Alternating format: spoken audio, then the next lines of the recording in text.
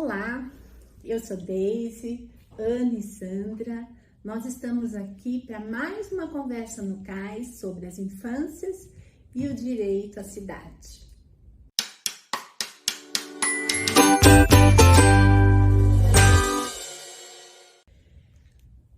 Bom, então a gente se encontrou hoje aqui no SESC 14 Bis. Está sendo um espaço nosso de referência para fazer nosso planejamento, os momentos de estudo e também um espaço legal para as gravações. E a ideia hoje é esse bate-papo aqui entre nós três, de algo que a gente já vem pensando há algum tempo e escrevendo a respeito, tá?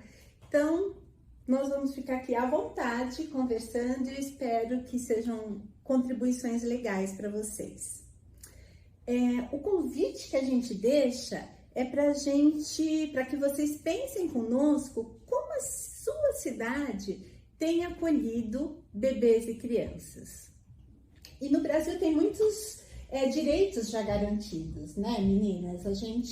Se pensar na legislação do Brasil, a gente tem a Constituição Federal, nós temos o artigo 227 e ele vai dizer assim: assegurar à criança, ao adolescente e ao jovem com absoluta prioridade o direito à vida, à saúde, à alimentação, à educação, ao lazer, à profissionalização, à cultura, à dignidade, ao respeito, à liberdade e à convivência familiar e comunitária, além de colocá-los a salvo de toda forma de negligência, discriminação, exploração, violência, crueldade e opressão. E aí o que a gente vai observando é que a partir da Constituição começam então a surgir outros parâmetros legais que vão sendo instituídos em épocas e algumas em décadas diferentes, mas sempre tratando da questão da criança como prioridade absoluta em nossa sociedade. A gente vai ter o ECA, né, o Estatuto da Criança e do Adolescente, como um marco legal, que vai então garantir que essas crianças sejam sujeitos de direitos e merecem acesso à cidadania e à proteção. A gente também tem o Brasil participando de 89 ou 90, né, Sandra? 89. Isso, ele assina a Convenção Internacional sobre os Direitos da Criança. Então, o Brasil, que até então não tinha se pronunciado em âmbito internacional, faz assina essa declaração, né, Deise? Porque, na verdade, é interessante a gente pensar que esse olhar para a questão do direito, né, que foi sendo conquistado através da legislação, ele também acontece no âmbito mundial, né? Então, algumas mudanças que a gente vai vendo que vai acontecendo na relação que a gente vai tendo com as crianças, elas não são só frutos aqui do Brasil. Na verdade, elas começam com esses movimentos mais internacionais, até que chega no Brasil. Então, a gente está falando assim de uma história, né? De uma história também que não foi contada assim, como você falou rapidamente, né? Quantas conquistas, quantas lutas, quantos debates até chegarem até aí. É bem interessante e nós precisamos saber disso para a gente entender por que a gente está falando disso quando a gente fala de infância. Por que precisamos saber da parte da legislação, né? Sim. Porque são tantos direitos já instituídos, né, e às vezes pouco conhecidos ou garantidos na prática, que é uma das coisas que a gente quer falar sobre isso aqui hoje. Temos em 2014 promulgada a lei que ficou conhecida como a Lei da Palmada, né, a lei que condena a violência moral e física na educação. Então, a partir dessa lei, as crianças e os adolescentes têm o direito de serem educados e cuidados sem o uso de castigo físico ou de tratamento cruel ou degradante. Quanto tempo, gente, demorou para que isso se tornasse lei? Você falou em 2014? 2014. E se a gente pensar, nós estamos em 24, né? 10 anos da promulgação dessa lei. E a gente ainda observa a partir de uma educação tradicional, a busca, né, talvez a busca por essa ação como sendo uma ação legítima para educar crianças, né, inclusive crianças pequenas.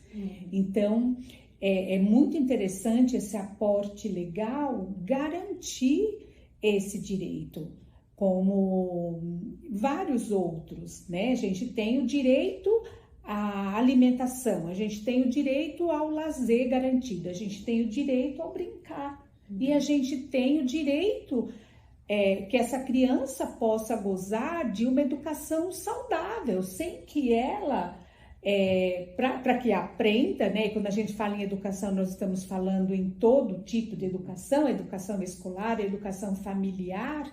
Então, é de suma importância essa lei para a criança pequena, né? Para que as famílias possam se aportar, né?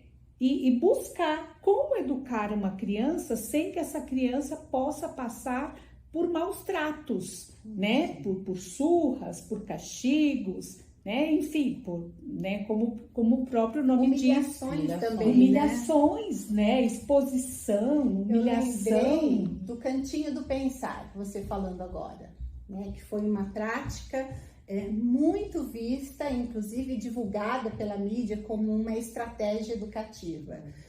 Fez alguma coisa considerada errada pelo adulto, vai para o cantinho pensar, né? O que é a exclusão dessa criança, se não uma situação de humilhação diante de algo que ela fez e que quis dizer o que com aquilo? Aquela expressão do ato dela, da atitude dela, tinha um recado a ser dado. Foi compreendida pelo adulto, né? Ou não? Ou foi visto como algo errado no julgamento do adulto? E quando você fala em compreender, né, daí a gente pode pensar assim, houve uma escuta, né? Houve um olhar para essa ação da criança, né? E quando nós pensamos em educar, nós educamos para quê? Né? Que pessoas que nós queremos? Pessoas que executem pelo medo, pessoas que saibam e aprendam a escolher e saber o que fazer, né? Então, tudo isso tem a ver com essa questão, né, de respeito. Né? No fundo, nós estamos falando de respeitar essa criança, o bebê, enfim, essa fase da vida, né, de ter um olhar especial. Isso tem a ver um pouco com a questão da legislação que você trazia também, né? À medida que se foi mudando o olhar de como era considerado, as conquistas legais, elas trouxeram conquistas sociais. Os aspectos legais, eles são reveladores de algumas coisas, né? Quando a gente pensa 2014, 2024, 10 anos, nossa, só tem 10 anos. E vamos pensar lá, né? Desde o começo dos tempos no Brasil até 2014, né?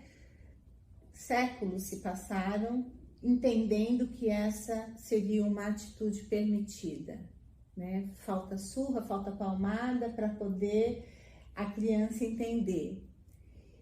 Mas, por outro lado, a gente diz que bom que foi feito, porque significava que precisava ser dito e escrito para poder, de fato, ser cobrado, né?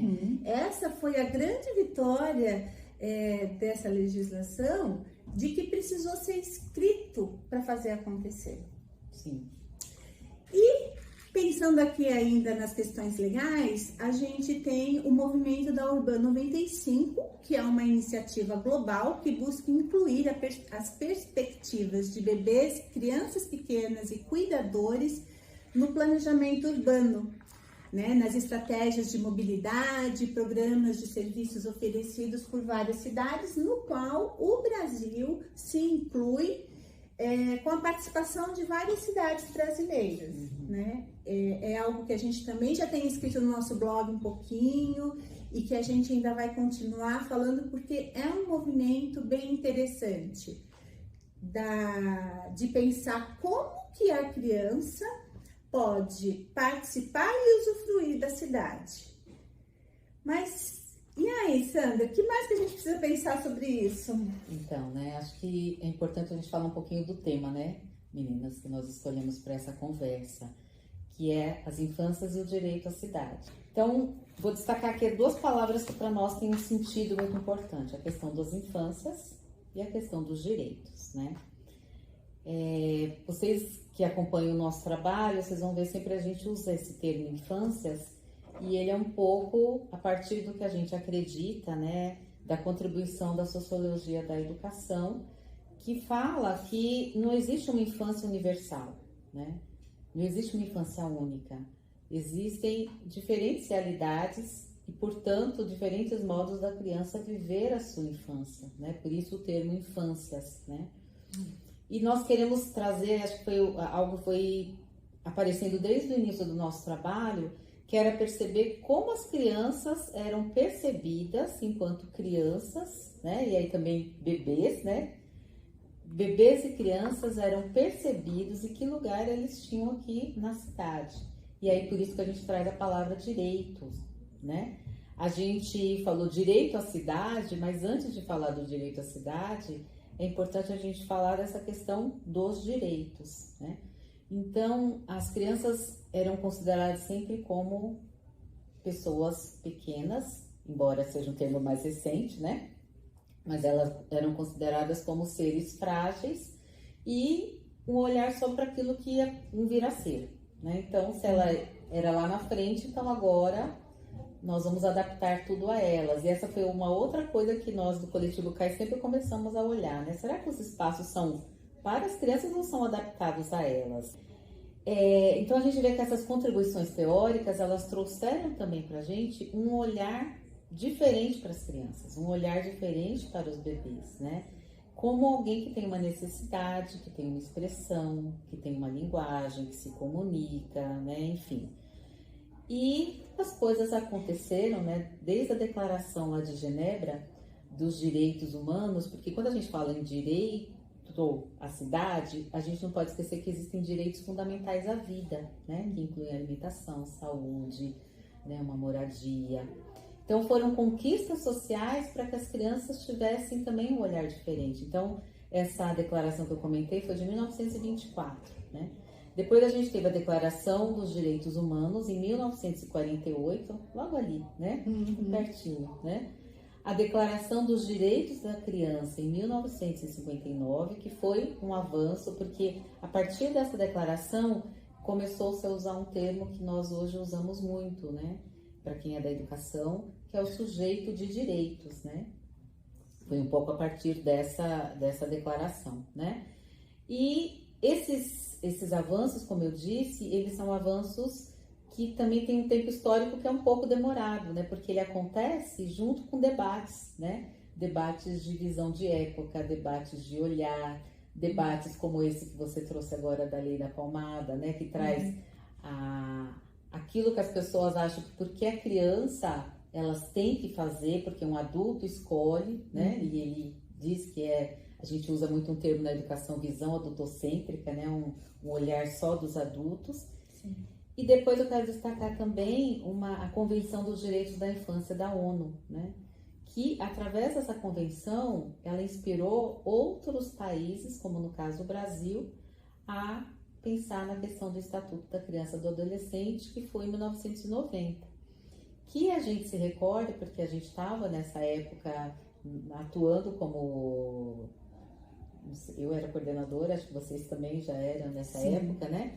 E a gente lidava muito com essa questão que muitas vezes as pessoas olham para o ECA como algo que vem só dar os direitos para as crianças, né? E onde estão os deveres, né?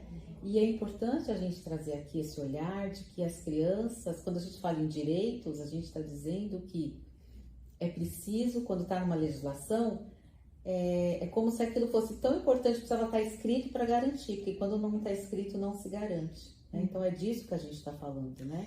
E também tem a questão dessa cobrança, mas criança só tem direitos? Sim, criança tem os direitos, os deveres são dos adultos para com as crianças, na garantia desses direitos, né? Sim.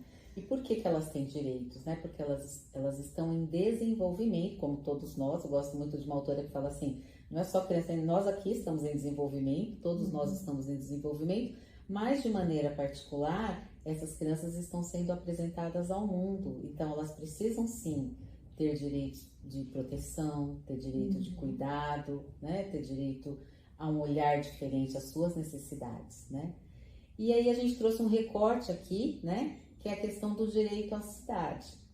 E pode parecer assim, nossa, o que tem a ver a infância com a cidade, né? Que diálogo é esse que é possível pensar, né?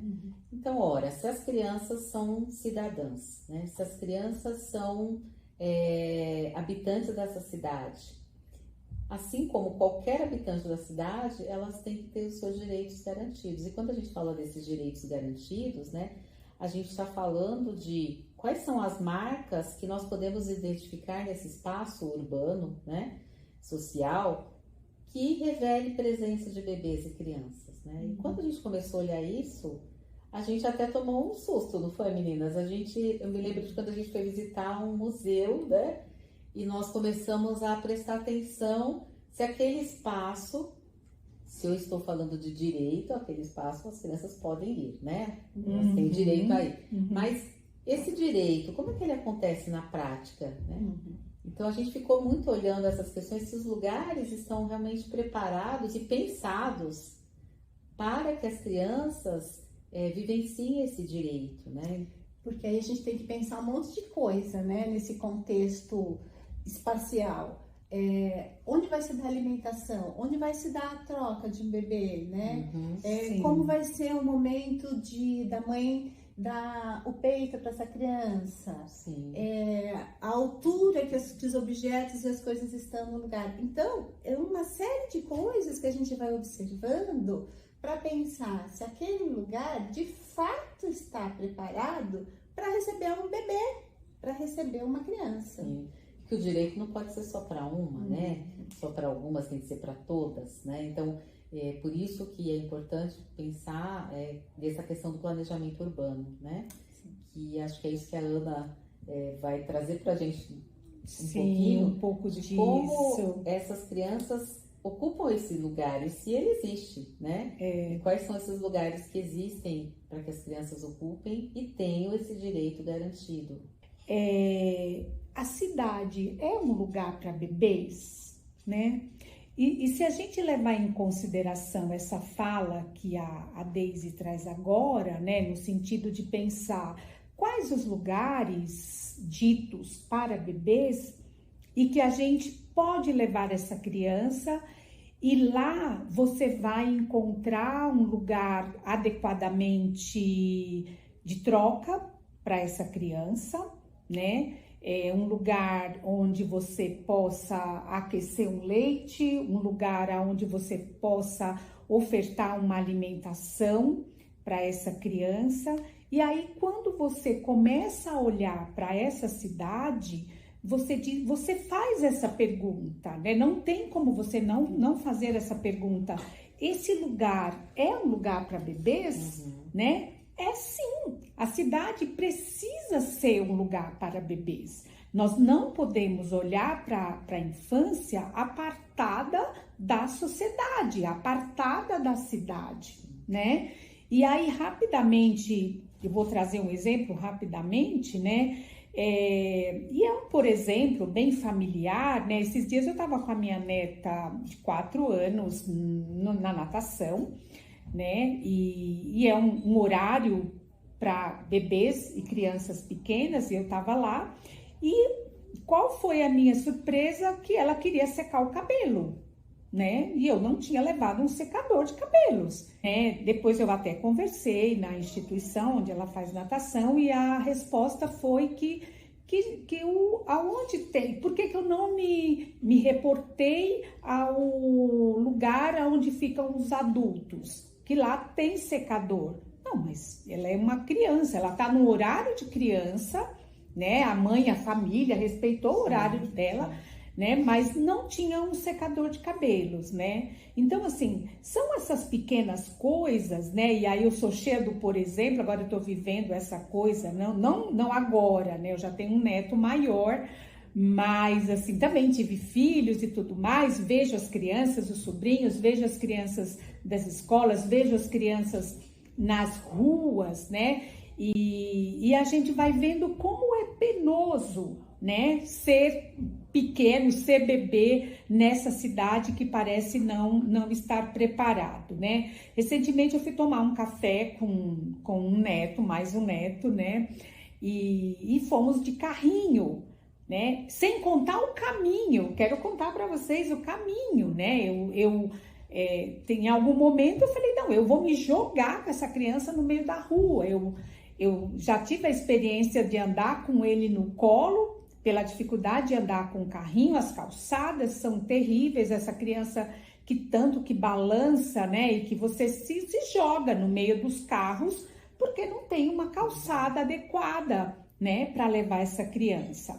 E aí eu, enfim, cheguei numa padaria X, no bairro onde eu moro, né? E aí eu fui convidada a tirar o carrinho do meio da padaria, né? Aí eu falei, mas por que o carrinho não pode ficar aqui? Ah, a senhora pode tirar ele do carrinho, né? Eu falei, posso tirar. Não, é porque o carrinho tá atrapalhando, né? E aí aí de novo vem essa pergunta, mas que cidade é essa? O que essa cidade tá fazendo para acolher essas crianças, né? Porque assim, de novo, não podemos tratar a infância separada da cidade, né? Os bebês precisam desse convívio com a cidade. E como que ele vai conviver com a cidade? Frequentando os lugares que os adultos frequentam, né? Aproveitando um pouquinho essa sua experiência, né? Você consegue identificar na cidade lugares que são pensados e que são possíveis para a criança poder, de fato, aproveitar e poder viver a sua infância? Nós estamos vivendo um momento de olhar, né? Quer dizer, mas para que a gente olhe esses lugares e perceba, você precisa apurar o olhar. Eu acho que são poucas as famílias que conseguem olhar para uma praça e ver um lugar para levar o seu bebê, né? Então a gente tem olhado, tem pesquisado e de fato nós estamos falando de São Paulo, né? De uma cidade rica que tem oferecido algumas praças, né? Como por exemplo, inclusive é uma matéria nossa, é um trabalho nosso, uma publicação nossa sobre os parques naturalizados, né? As praças, né? Algumas praças a gente consegue sim estar com essa criança, tem um espaço que separa a criança dos animais, isso é importante porque você não vai levar uma criança para um parque e ficar com essa criança no colo, ela precisa desse contato com a terra, com a grama, com o mato, né? Então é interessante a gente olhar, e isso é uma experiência sensorial que essa criança precisa ter. Então, Sandra, respondendo a tua pergunta, eu diria que a gente tem os parques, né? São lugares que as crianças precisam estar, que vai trazer nesse momento, nesse ambiente urbano, um espaço de qualidade com a natureza, né? Então, parques, as praças, esses parques naturalizados também são importantes. Então, fica aqui essa dica de praças, de parques, né? De parques naturalizados, a gente disponibilizou alguns endereços, né? E aí, meninas, tem uma coisa que a gente tem que olhar. Essa criança, ela tem esse direito, já que estamos falando de direito, essa criança tem como direito, né, viver a cidade, né? Não só apenas como direito, mas assim, essa criança, ela precisa estar fora da casa dela também, porque é fora da casa que ela vai ter contato com outros barulhos, com outras pessoas, né? Ela é fora da casa dela, ou da instituição onde ela fica, da creche, da escola, que ela vai ter acesso a essa diversidade de pessoas, Sim. né? De cheiros, de jeitos, de barulhos, né? É nesse ambiente fora da casa que ela vai encontrar essa diversidade, né? E aí eu fico imaginando, né? Acho que mais pessoas, professores, pais, cuidadores, avós como eu, né? Nós precisamos falar desse direito e dessa necessidade, né? A cidade, ela é um ambiente educador, né? A cidade, ela é um ambiente que educa, é um ambiente que promove o desenvolvimento da criança, né? E aprendizados E também, aprendizados né? também, experiências também, né? Eu fico vendo, as crianças gostam muito de estar para fora, né? Porque eu acho que é para fora que ela olha o mundo, é para fora que ela vê o ônibus, é para fora que ela encontra os animais. E tem uma coisa também que eu fiquei pensando, que a gente está falando do ponto de vista do que o bebê pode explorar, né? Sim. Mas estar na rua, estar nos espaços públicos com bebês, então eu acho que é uma questão de respeito da parte dos adultos, quando olham uma cena com um bebê, não achar aquilo... Parece que a paisagem muda, né? Parece que eu não vejo. Vamos olhar um contexto, né? É alguém... Como se ele não fizesse parte daquele lugar, né? É alguém... Um objeto estranho, né? Representando. Assim. Porque é um direito dele a estar naquele lugar como outro. E as pessoas não deveriam se espantar de ver as crianças usufruindo da cidade. Agora, então, é interessante assim, se há espanto é porque não é tão frequente. Não é né? tão Não é uma coisa frequente. muito habitual. Né? Eu acho que é por tudo isso que a gente está colocando, né? Não é fácil levar uma criança para fora, não é fácil né? Essa cidade, ela é muito populosa, né? E nós ainda estamos falando dos lugares que têm acesso, né? São Paulo, por exemplo, ele tem uma periferia muito extensa. Sim. E uma pobreza muito grande de levar, né, essa criança a esse lugar. A gente vive num momento de grande violência, né? Então as pessoas têm medo. E sem contar, né, uma política de emparedamento da criança, existe um desejo muito grande, né? Essa questão que você está colocando né? Quer dizer, uma criança para fora, às vezes eu me acho também, eu sinto também o meu que eu tenho. Eu falei, gente, acho que eu estou fazendo alguma coisa errada em estar, né? Tamanha admiração das pessoas quando eu escolho um recuo, um canto para levar essa criança, uma praça, correr atrás de um pombo, e estar no lugar, quando eu vou tomar um café com ele à tarde no lugar e peço um suco, né? Todo mundo olha. Por isso há um desejo muito grande de institucionalizar a infância, de emparedar a infância. A criança precisa, parece que a criança só tem que estar na escola, na creche, numa instituição bem guardada, né? É muito difícil olhar para isso. E tem muito essa questão, que foi uma questão que você também colocou, Sandra, essa criança é um bebelô, parece que ele não tem vontade, não tem vontade própria, não tem desejos, não tem necessidade, né? Esse adulto que está olhando para essa infância não está olhando para essa infância que tem necessidades e direito de estar na cidade, né? E a cidade, como eu disse, ela é um espaço de educação, ela é um ambiente educador. Essa cidade, ela precisa ser educadora a partir do momento que ela possa garantir às crianças, né, acesso e permanência nesses lugares públicos, né? Quer dizer, como é que eu permaneço com uma criança numa praça que não tem uma torneira? Né? Como é que eu permaneço com a criança numa praça que não tem um lixo para você jogar a fralda? Muitas vezes eu tô nesse lugar, eu embrulho a fralda e eu trago a fralda num saco. Existe um desejo que certamente não é só meu, é seu também, é nosso, do coletivo CAIS, que essas crianças sejam escutadas nas suas necessidades, né? Que as pessoas que olham para a cidade comecem a escutar as crianças. E muitas vezes escutar essa criança não é escutar de fala, não é esperar que ela verbalize, né? Ele é um bebê hoje, ele precisa desse direito garantido hoje, né? Então vai aqui esse nosso pedido, né? O pedido do Coletivo CAIS, para que as autoridades comecem a escutar, a olhar para essas necessidades, né? É um convite também a olhar para a invisibilidade, né? É um convite a permitir que as crianças sejam consideradas em sua potência, né?